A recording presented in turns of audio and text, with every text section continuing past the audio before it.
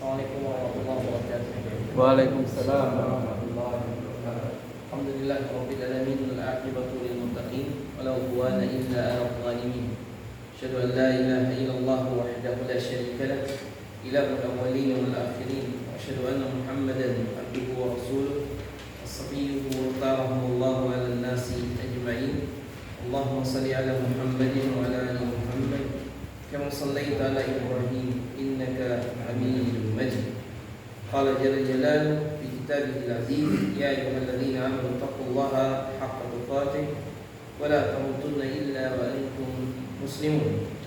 Ya ayyuhan nasu taqu rabbakum alladzi khalaqakum min nafsin wahidah khalaqa minha zawjaha wa batha minhuma rijalan katsiran wa nisaa'a wattaqullaha alladzi tasaaluna bihi wal arham innallaha kana 'alaykum raqiba.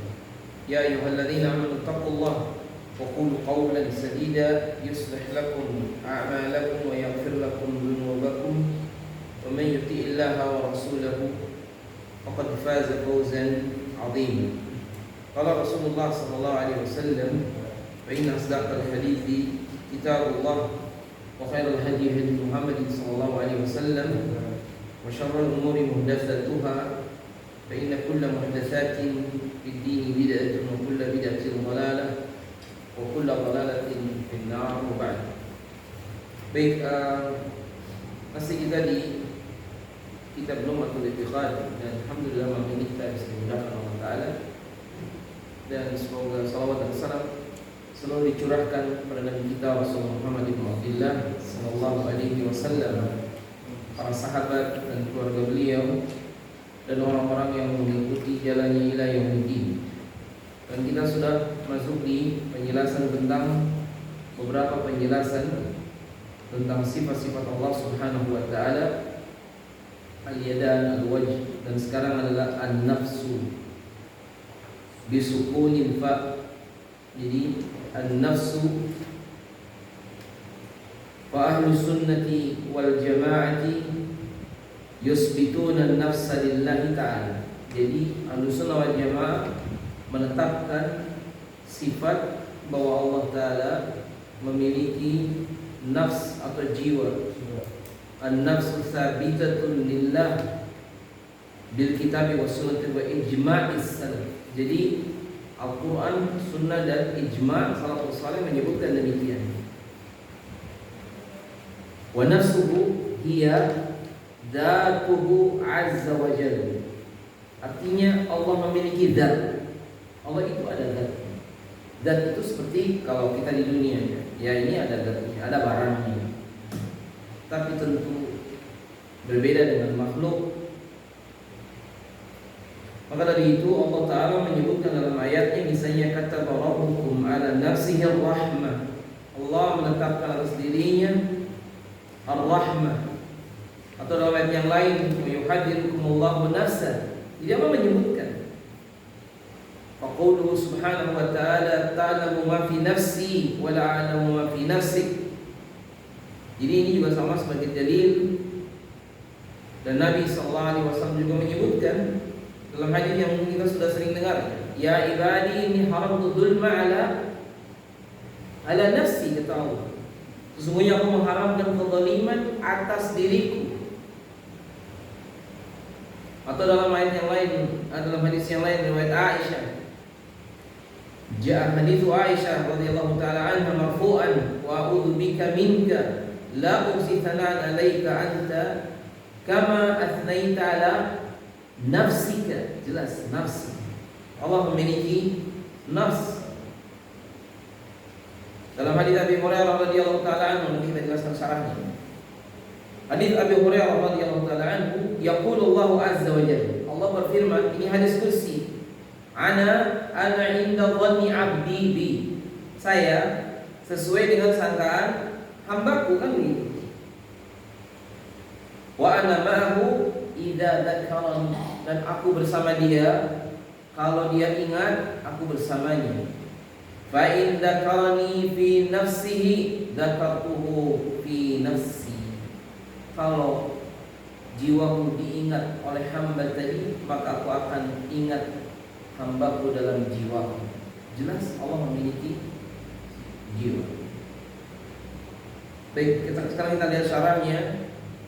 Faqala Ibnu Abi Zamani, kata Ibnu Abi Zamani, salah seorang salaf, lahu wajhun wa nafsun wa ghairu dzalika kama wasara bihi nafsah. Allah memiliki wajah, memiliki jiwa, tapi seluruhnya sesuai dengan keutamaan keagungan Allah Rabbul Alamin.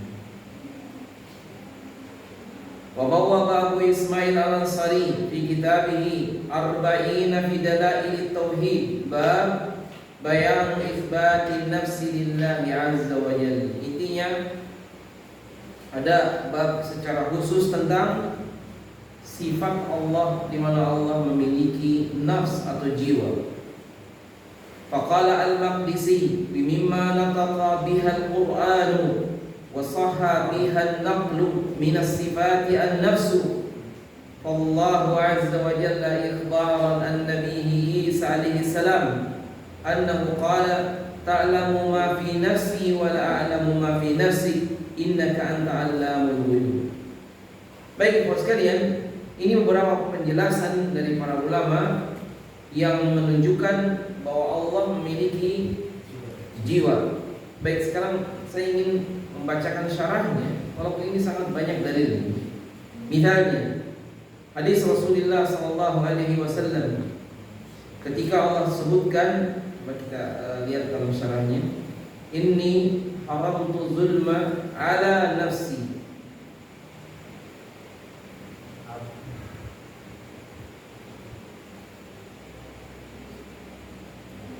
Kita lihat syarahnya.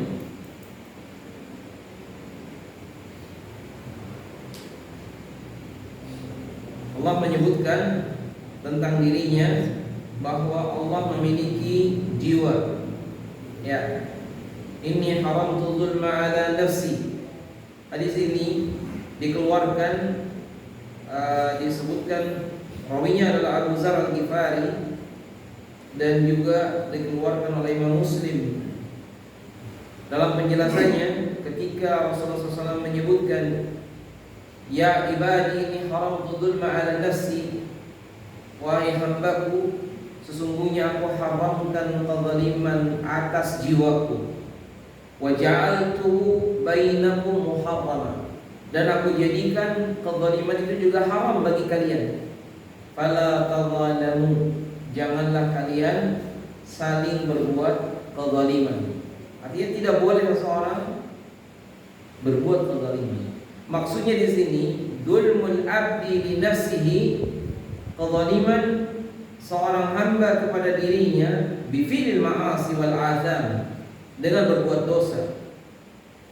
Ada juga dzulmul abdi li ghairihi bitta'adi ala malihi au damihi au irdihi. Zalim seorang pada yang lain, misalnya ngambil uang, ngambil kehormatan atau yang lain, ini termasuk kezaliman. Nah, kemudian ini haramtu dzulma ala nafsi, sesungguhnya aku haramkan, ya, bagi diriku kezaliman. Artinya Allah Subhanahu wa taala, tidaklah Allah berbuat zalim. Adzulmu huwa wad'u syai' fi ghairi mawdi'ihi. Maksudnya Allah taqaddas Allah Subhanahu wa dzalik. Allah itu disucikan dari berbuat zalim kepada makhluk. Jadi kalau ada orang yang diazab, disiksa, Allah tidak zalim. Atau misalnya Allah Ta'ala menghancurkan satu kaum itu dibinasakan, Allah tidak zalim. Zalim itu adalah mengambil sesuatu yang hak, mengambil sesuatu yang bukan haknya, itu disebut zalim.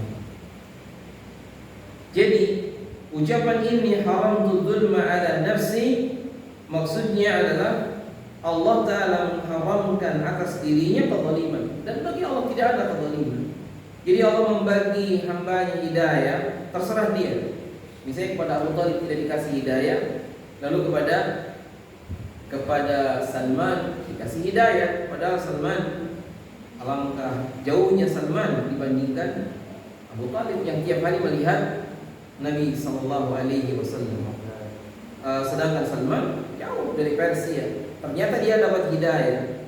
Oleh karena itu hadirin sekalian, kita kembali ke sifat bahwa Allah Ta'ala memiliki sifat an-nafs, menunjukkan bahwasanya sifat ini adalah sahih. Maksudnya sifat Allah Subhanahu wa Ta'ala bahwa Allah memiliki jiwa itu betul, dan itu sesuatu yang hak. Kemudian ada riwayat yang lain yang misalnya ucapan Nabi sallallahu alaihi wasallam yang tadi kita baca, wa a'udzu bika minka la uhsi sana'an 'alaika anta kama athaita 'ala nafsi. Ini juga sebagai dalil bahwa Allah Ta'ala itsbatun nafs lillahi subhanahu wa ta'ala. Nah, kemudian di dalam penjelasan ayat yang tadi di dalam kitab tauhid juga ada wa yuhadirukumullahu nafsa, sebagai bentuk isbat bahwa Allah Ta'ala memiliki sifat, dia memiliki jiwa. Faqala Ibnu Utsaimin, nafsu syai' huwa syai'. Jadi nafsu syai' huwa syai', maksudnya ketika Allah Ta'ala wa yuhadirukumullahu nafsa, yuhadirukum iyyah. Jadi yuhadirukum iyyah, kami peringatkan kalian dengannya. Allah yang memberi peringatan kepada hambanya, dan si hamba yang dikasih peringatan, dan Allah dirinya, bukan orang lain yang memberi peringatan. Jadi kalau misalnya Allah membagi hidayah, itu dirinya dia yang memberikan hidayah, membagi hidayah, bukan yang lain. Jadi Allah memiliki zat. Allah Subhanahu wa Ta'ala huwa nafsu. Oleh karena itu ucapan ta'lamu ma fi nafsi wa la a'lamu ma fi nafsi, ta'lamu ma indi ana fi nafsi wa la a'lamu ma fi nafsi, falaisatin nafsu sifatan zaidatan 'ala dzat bal hiya dzatu nafsuha. Baik, intinya bukanlah nafsu itu tambahan dari zat, tapi nafsu itu sendiri zatnya Allah Subhanahu wa Ta'ala. Makanya ada sifat dzatiyah di mana Allah memilikinya. Ada sifat yang fi'liyah, perbuatan Allah. Kalau dzatiyah yang senantiasa bergabung menyatu dengan Allah Ta'ala, itu sifat dzatiyah. Nah, kemudian disebutkan juga kata sebagian salaf, lakin minas salaf, katanya, man ya'udun nafsa sifatan azza wa jalla, minhum Ibnu Huzaimah. Ala kulli hal tadi sama dengan yang di atas, bahwa sifat Allah an-nafs ini ada pada zat Allah Subhanahu wa Ta'ala, dan sebagaimana ayat yang tadi ya, dan Allah Ta'ala ketika menyebutkan kata rabbukum ala nafsihi rahmah, jadi Allah memiliki sifat nafs, dan ini disebutkan dalam syarah, katanya qala Nabi sallallahu alaihi wasallam subhanallah bihamdihi adada khalqihi wa ridha nafsihi wa zinata 'arsyihi wa midada kalimatihi. Rawahu Muslim. Ajma'us salaf wa ajma'a salaf ala thubutiha ala wajhi al-la'iq, wa yajibu isbataha lillahi min ghairi tahrif wala ta'dil wala takyif wala tamsil. Baik, ini tentang an-nafsu. Sekarang saya membacakan syarahnya. Coba dilihat yang hadis ini. Subhanallah wa bihamdihi. Ya, subhanallah wa bihamdihi.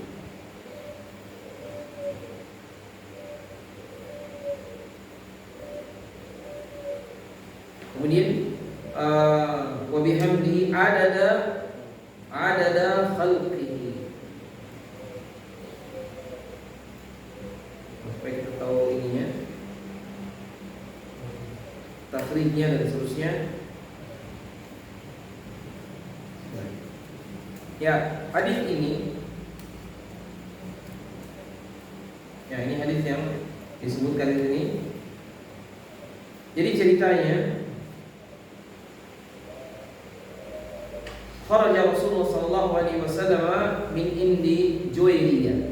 Nabi keluar dari Juwairiyah, wa kana ismuha Barra. Juwairiyah adalah nama istri Nabi SAW, dahulunya namanya Barra. Fahawwala ismaha dan kemudian diganti menjadi Juwairiyah. Kemudian fakharaja wa hiya fi musallaha, beliau keluar sementara Juwairiyah ada di musallanya. Wa raja'a wa hiya fi musallaha, dan Nabi balik lagi dan Juwairiyah masih ada di musallanya, musalla tempat salat. Faqala lam tazali fi musallaki hadha, engkau selalu dan masih belum pergi dari musalla kau ini? Kata dia, iya. Faqala qad qultu ba'daki arba'a kalimatin salasata marrat law wuzinat bima qulti lawazanathunna subhanallah bihamdih adada khalqihi wa ridha nafsi wa zinata arshihi wa midada kalimati. Jadi ini coba kita lihat syarahnya. Jadi disebutkan bahwasanya Nabi SAW menjelaskan zikir kepada Allah ini sesuatu yang paling afdal. Zikir kepada Allah min afdalil a'mal wa ajalliha. Zikir itu amalan yang afdal dan amalan yang paling berharga. Wa huwa yarfa'ul insana darajat. Zikir juga mengangkat derajat orang. Jadi kalau kita zikir walaupun kelihatan sederhana, mengangkat derajat dan dia ibadah yang afdal. Wa bihi yanalu al-khaira wal barakah. Dan juga zikir ini menyampaikan kepada kebaikan dan keberkahan. Dan satu lagi tambahan dari saya, di sini nggak ada, itu 3 tadi ya. Yang keempatnya apa? Zikir itu nggak perlu biaya, benar nggak? Jadi maaf saya nggak bisa zikir, kenapa? Nggak punya uang. Jadi nggak ada hubungannya. Zikir itu tidak perlu biaya. Dan juga tidak perlu persiapan, betul tidak? Beda kayak umroh atau haji, perlu persiapan. Zikir enggak. Wa bihadzal hadits tukhbiru ummul mu'minin Juwairiyah bintul Harith radhiyallahu anha.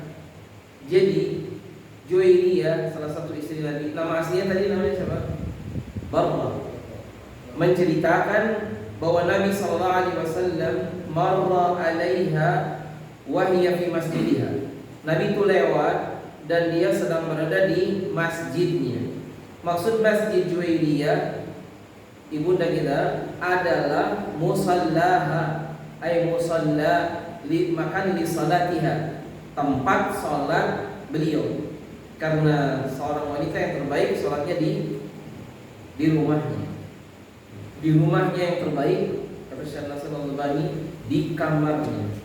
Di kamarnya yang terbaik, di tempat tertentu di kamarnya. Ini penjelasan beliau. Salatul mar'ah fi baitiha afdalu min salatiha fi masjidiha. Wa salatuha fi hujriha ay hujratiha afdalu min salatiha fi baitiha. Dan begitu. Jadi ada baiknya memang di kamar itu ada tempat salat. Berarti kamarnya sempit atau luas? Kalau harus ada tempat salatnya, iya kayaknya kamarnya harus luas. Karena kalau kamarnya sudah kayak kita umroh, sudah bednya dempet-dempet, buat salat susah. Karena meja ada itu. Tapi mungkin Allahu a'lam, zaman dahulu tidak ada kayak kita kan. Sekarang ada panjangnya, ada ukurannya dan seterusnya. Ini kata Juwairiyah. Ai maudhi'i salatiha, maksudnya tempat salatnya. Mungkin hanya sajadah atau seukuran lebih dari itu. Allah taala.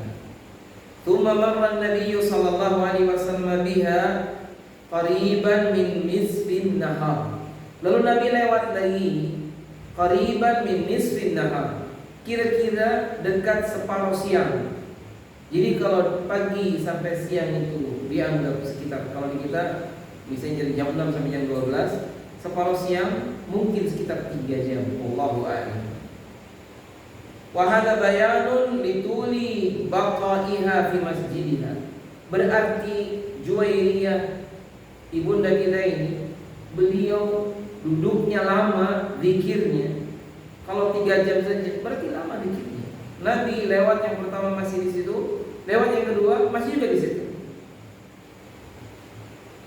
Kalau kita kan yang lama itu orang makan, saya pergi dia masih makan. Kita ke situ lagi masih juga makan. Nah, kemudian faqala laha ma zilti ala halik ay fi salatiki dzikriki. Faqalat na'am. Apa kamu tidak beranjak dari tempat ini dan kau dalam keadaan zikir seperti itu?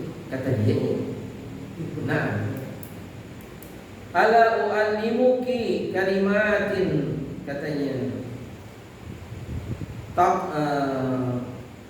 Taqawli lian, seperti ada yang hilang kayaknya.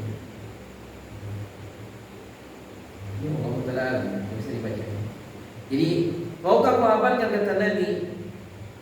U'allimuki, maukah aku berikan, diajarkan kalimat kepada engkau? Maksudnya ini takudinaha, mungkin kurang lebih yang bisa engkau ucapkan. Wa fi riwayatin laqad qultu ba'daka arba'at kalimat salah samarrat, dan aku mengatakan kepada engkau 3 kalimat, dan itu diulang 4 kalimat dan diulang 3 kali. Dan ini kalimatnya adalah subhanallah adada khalqihi. Subhanallah adada khalqihi, subhanallah adada khalqihi 4 kali. Subhanallah 3 kalimat. Subhanallah adada khalqihi, subhanallah adada khalqihi, subhanallah ridha nafsi, subhanallah ridha nafsi, subhanallah ridha nafsi 3 kali. Subhanallah zinata arsy, subhanallah zinata arsy, subhanallah zinata arsy, subhanallah bidada kalimati, subhanallah bidada kalimati, subhanallah bidada kalimati. Wa ma'nahu tasbihullahu azza wa jalla wa tahmiduhu bi adadin jami' makhluqat. Maksudnya adalah mensucikan Allah dengan dan bertahmid dengannya dengan sejumlah makhluk. Makhluk sangat banyak jumlahnya. La yusiha illallah. Yang tahu jumlah makhluk hanya Allah. Jadi kalau dimaksud subhanallah bihamdihi adada khalqi, kami bertasbih dan bertahmid sejumlah makhluk. Makhluknya enggak ada yang tahu berapa jumlahnya, maka sejumlah itulah kita bertasbih dan bertahmid. Sehingga ya, ada tasbih dan tahmid muqayyad seperti habis sholat, ya kan, tertentu jumlahnya. Tapi boleh kita menambahkan di luar itu sebanyak mungkin. Makanya dalam hadis tasbih itu adalah nakhlah fil jannah. Antaranya kan ini. Subhanallah bihamdi, subhanallah azim, itu adalah nakhlatun fil jannah. Jadi seolah kita menanam pohon kurma di surga, dan itu sebanyak itu. Kemudian wa miqdari ridha dzati syarifah wa miqdari zinati arsyih. Jadi dan itu sama dengan miqdar, ukuran yang itu ukuran yang hanya Allah yang tahu, sebagaimana juga zinati arsyihi alladzi la ya'lam siqalahu illa Allah subhanahu wa ta'ala. Hanya Allah yang tahu seberat mizan timbangan arsy Allah, hanya Allah yang tahu. Wa midadu ma yuktabu bihi syai', dan al-midad artinya apa yang ditulis dengannya sesuatu. Jadi kalimat Allah subhanahu wa ta'ala la yuqaranu biha syai'un wa la yanfadu midaduha. Intinya kalimat-kalimat Allah tidak bisa oleh seseorang itu dibatasi, sebagaimana juga dia adalah penuh dengan keagungan dan tidak bisa dibandingkan. Maka dari itu bahwa di antara ta'lim nabawi wa irsyadihi ila jami'il kalim, Nabi mengajarkan kepada kita beberapa zikir yang itu juga dibaca termasuk oleh ibunda kita Juwairiyah, dan itu menunjukkan bahwa memang istri-istri Nabi adalah contoh teladan. Kalau zikir sampai lama dikit, dan itu yang terjadi. Dan mungkin antum dan saya tahu Juwairiyah termasuk yang jatah malamnya diberikan ke Aisyah, kalau nggak salah itu. Jadi oleh karena itu wa irsyadihi ila jawami'il kalim allati tahmilu qalil min al-alfaz wa yu'tillahu 'alaiha 'azimul fadl wa thawab. Kalimatnya pendek, pahalanya besar. Ya kan? Kalau dalam uangnya itu dikit, barangnya dapat banyak. Itu kalau urusan uang. Dan orang Indonesia kan sepakat, kalau kita ke toko, pengeluarannya dikit, barangnya dapat banyak. Itu yang dicari orang. Zikir itu, masya Allah, tidak ada pengeluaran, ini cuma tasbih, pahalanya besar. Sebagaimana halnya, juga termasuk segala hal yang terkait dengan urusan ya dunia dan akhirat. Semua kita, kan Allah melipat gandakan kebaikan, bukankah itu, masya Allah, modalnya dikit, kebaikan dilipat gandakan. Seperti kita sholat jenazah di Madinah, di Mekah, sholatnya cuma 2 menit mungkin, atau ya bahasanya 5 menit lah. Pahalanya apa? Seperti dia seperti seseorang dia bersedekah, dan sedekahnya itu yang luar biasa, ya kan?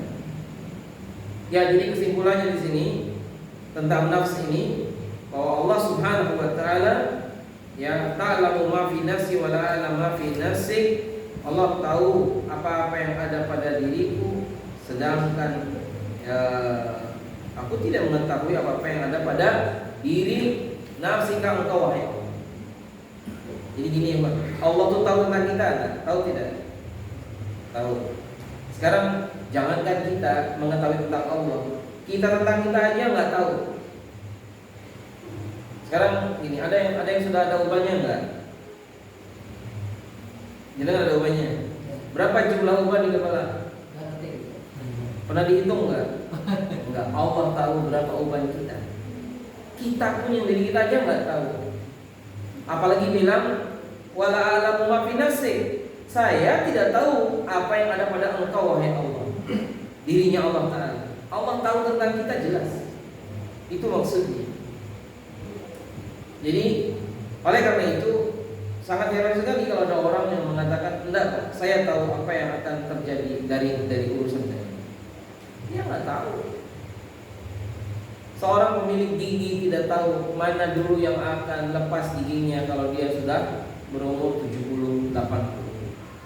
Saya pernah ketemu kakek-kakek enggak ada giginya. Mbah tahu tidak giginya kemana lepasnya?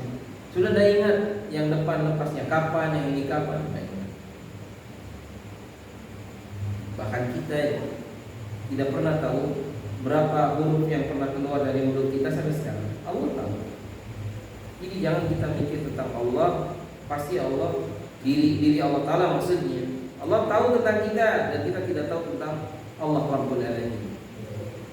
Lah, jadi intinya pokoknya itu kira-kira di sifat ini. Sekarang yang satu lagi, sifat yang berikutnya adalah al-maji atau juga sifat al-maji ini artinya datang ya. Ada juga. Sedikit banget ya. Memang ini juga sedikit, syarahnya juga ini sangat sedikit. Wajah rabbuka, kan ada kan? Dan Rabbmu datang. Siapa yang datang? Allah Ta'ala. Jadi Allah punya sifat Dia datang. Sebagaimana Allah turun ke langit dunia, maka di sini pun Allah Ta'ala memiliki sifat, dan ini termasuk sifat fi'liyah, adalah ja'a rabbuka. Dalam ayat lengkapnya wa ja'a rabbuka wal malaku saffan saffa. Kemudian dalam ayat yang lain, hal yanzuruna illa an yatiyahumullah. Kata Allah Ta'ala, hal yanzuruna, ya ada yang mereka yang turun untuk menunggu, yang ditunggu-tunggu, illa an yatiyahumullah, kecuali yang ditunggu adalah Allah yang datang. Maksudnya dalam surah Al-Baqarah ini yang ditunggu Allah Ta'ala, dan kita tahu di surga makin tinggi derajatnya, makin lama mereka memandang wajah Allah Rabbul Alamin. Kemudian dalam hadis Nabi sallallahu alaihi wasallam, nah di sini qala Nabi sallallahu alaihi wasallam, katanya hatta idza lam yabqa illa man ya'budullaha atahum Rabbul Alamin, muttafaqun alaihi. Jadi sampai ketika tidak tersisa kecuali orang yang menyembah Allah saja, maka Allah pun datang, Rabbul Alamin. Muttafaqun alaih. Jadi ini contoh salah satu dari apa yang dijelaskan. Jadi intinya sekalian, misalnya contoh dalam ayat yang tadi ya, wa ja'a rabbuka wal malaku saffan saffa. Nah, penjelasan ini sebentar. Ucapan Allah Subhanahu wa taala, wa ja'a rabbuka, dan Allah Subhanahu wa taala ketika Rabbmu datang, kila sebagian menyebutkan bahwasanya yang datang itu keputusan Allah. Tetapi sekali lagi, ucapan ini menetapkan bahwa Allah memiliki sifat al-maji atau ja'a, Allah itu datang. Sebagaimana dalam ayat yang lain, hal yang turuna tidaklah ya yang mereka tunggu-tunggu, yakni orang-orang yang kafir, ya illa ayatiyahumullah, melainkan kedatangan Allah Subhanahu wa taala, maksudnya ketetapan Allah Subhanahu wa taala fi dhulal minal ghamami wal malaika, dalam naungan awan dan juga malaikat. Maksudnya waktu itu adalah malaikat pun hadir di hadapan mereka. Secara umum bahwa sifat al-maji ini adalah hak dan itu benar adanya.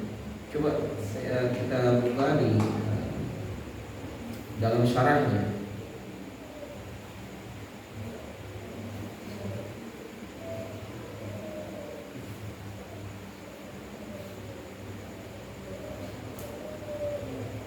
Ya, jadi ucapan Allah Subhanahu wa taala dalam beberapa ayat yang tadi menguatkan kepada kita bahwa memang Allah itu dalam ayatnya wajah rabbuka itu hak. Ya, atau dalam ayat yang tadi hal yang muruna illa yatihum malaikatu aw yati rabbuk aw yati ba'du ayati. Yaqulu, kata Ibnu Jarir, yaqulu jalla thana'u hal yantadiru haula'i al-adilun bi rabbihim al-awthan wal asnam illa yatihum malaika bil maut wa taqbidu arwahahum aw yatihum rabbuk ya Muhammad baina khalqihi fi mawqifil qiyamah. Jadi maksud di sini adalah kata Ibnu Jarir, Allah berfirman, apakah mereka menunggu mereka orang-orang yang orang-orang kafir menunggu sesembahan mereka atau berhalanya mereka, karena memang mereka di dunia menyembah berhala-berhala tadi, sampai kemudian datangnya kematian, malaikat mencabut nyawanya, fataqbidu arwahahum, dicabut nyawanya. Nah kemudian au ayati ba'du ayati rabbik, atau datang pada mereka ayat-ayat Allah Subhanahu wa taala. Jadi ketika Allah Ta'ala ya'ti rabbuka bila kaif li faslil qadha baina khalqihi fi mawqifil qiyam, artinya Allah menetapkan kepada makhluk segala hal di saat hari kiamat, dan Allah Subhanahu wa taala benar-benar datang. Ini sifat Allah Subhanahu wa taala. Jadi oleh karena itu sama dengan sifat nuzul, ketika Allah turun ke langit dunia di sepertiga malam yang akhir. Walaupun demikian, sekali lagi bahwa sifat, kata Imam Shinqiti, ya, ucapan ini dzikru ta'ala fi hadhil ayatil karimah ityan Allah jalla wa ala wa malaikatahu yaumal qiyamah. Ini kata beliau. Jadi kapan itu Allah datang? Di hari kiamat, kata Imam Shinqiti. Sebagaimana juga malaikat yaji'una sufufan, malaikat dia bersaf-saf. Kan waja'a rabbuka wal malaku saffan saffa, bersaf-saf. Begitu juga dalam riwayat Abi Hurairah, apa kata Allah? Wa in taqarraba ilayya dira'an taqarrabtu ilayhi ba'an. Kalau hambaku mendekat kepadaku dengan satu jengkal, aku akan datang kepadanya dengan satu depa, istilahnya. Ya tambah ada jengkal, ada satu hasta dan seterusnya. Kemudian wa in atani yamshi kalau hambaku datang padaku dengan berjalan, ataituhu harwala, saya akan datang kepadanya dengan harwala, itu berjalan separuh lari, berjalan cepat. Kemudian termasuk juga dalam hadis Abi Sa'id Al-Khudri disebutkan, qala fayatihimul jabbaru fi suratin ghayra suratihi allati ra'awhu fiha awwala marratin fayaqulu ana rabbukum. Ini dalam hadis seperti itu, dan Allah menyebutkan aku adalah Rabb kalian, dan ini ada di surga. Allah Ta'ala datang kepada hambanya, dan semoga kita termasuk salah satunya. Juga demikian kata Hamad ibnu Abi Hanifah ketika menafsirkan tentang wajah rabbuka wal malaku saffan saffa. Oleh karena itu disebutkan bahwa Allah Ta'ala nanti akan demikian sebagaimana kabar yang disebutkan di ayat ini. Yang jadi masalah adalah kita tidak usah mencari-cari tahu kaifa maji'illah, bagaimana caranya Allah datang, lalu kemudian membayang-bayangkan. Makanya dulu ada satu penafsiran yang salah, seperti Allah datang atau Allah turun, seperti saya turun dari mimbar. Ini seperti ini nggak boleh, karena itu tidak boleh untuk Allah Subhanahu wa Ta'ala. Wajah rabbuka maksudnya maji'u dzatihi, Allah datang zatnya. Itu di antara zahir apa yang kita pahami. Sehingga kalau seseorang misalnya dia memahami ayat-ayat atau hadis-hadis seperti ini, maka itu harus kita imani. Idza talaqqani abdi bi shibrin talaqaituhu bi dira'. Kalau hambaku datang kepadaku dengan shibr, dengan sejengkal, aku akan datang dia dengan dira', satu dira'. Wa idza talaqani bi dira'in talaqaihu bi ba'in. Ini lebih panjang lagi. Wa idza talaqani bi ba'in jitu ataituhu bi asra. Dengan lebih cepat. Dan ini zahir dari dalil-dalil yang ada menunjukkan bahwasanya Allah Ta'ala akan datang kepada hambanya, dan ini datang betul-betul sifat Allah Subhanahu wa Ta'ala. Wajah rabbuka, dan itu zahir ayat. Jadi maknanya kalau diartikan, oh yang datang itu bukan Allahnya, tapi hanya ketetapannya, maka ini juga menjadi segi dari yang ada. Dan ucapan Nabi Sallallahu Alaihi Wasallam, maaf di sini kata muallif, wa fi hadits tawil wa ajma' as-salaf ala thubutil maji'i lillah fa yajibu itsbatu lahu min ghairi tahrif wala ta'til wala takyif wala tamsil. Jadi tidak boleh kita selewengkan dengan dinafikan atau dibagaimanakan atau dipermisalkan. Seluruhnya Allah tetapkan. Jadi kalau Allah datangnya sudah kita imani saja. Gimana cara datangnya? Allahu a'lam. Kemudian seperti apa datangnya? Allahu a'lam. Kalau seperti kita datang dengan muka, pergi dengan balik badan, betul ya? Apakah sama dengan itu? Allahu a'lam. Wa fassarahu ahlu ta'til bimaji'i amrihi. Ini ahlu ta'til menolak bahwa Allah memiliki sifat fi'liyah datang, sehingga mereka mengatakan yang datang itu adalah keputusannya. Padahal Allah sendiri menyebutkan wajah rabbuka wal malaku saffan saffan. Dalam bahasa Arab misalnya ja'a Zaid. Zaid itu datang. Siapa yang datang? Zaid. Apa yang datang? Keputusannya? Bukan, yang datang Zaid. Itu dalam bahasa sederhana juga bisa dipahami. Sekarang wajah rajulun min ahlil Madinah, min aqsal Madinah dalam surat ini. Dia seorang laki-laki di ujung kota. Dari sini menunjukkan lafaz ja zahirnya adalah dia sebagai bentuk fi'il, dan ini adalah af'alullah Subhanahu wa ta'ala. Siapa yang datang? Rabb, ja Rabb, dan malaikat berbaris. Sehingga yang sekalian intinya di bagian ini menunjukkan bahwasanya sahih Kalau ada seorang datang kepada Allah itu dalam keadaan dia berlari, Allah akan datang lebih cepat dari itu. Kalau dia datang berjalan, Allah akan. Maknanya kalau kita kepada Allah Ta'ala memohon, meminta dan yang lain, mendekat, maka Allah akan mendekat kembali kepada kita.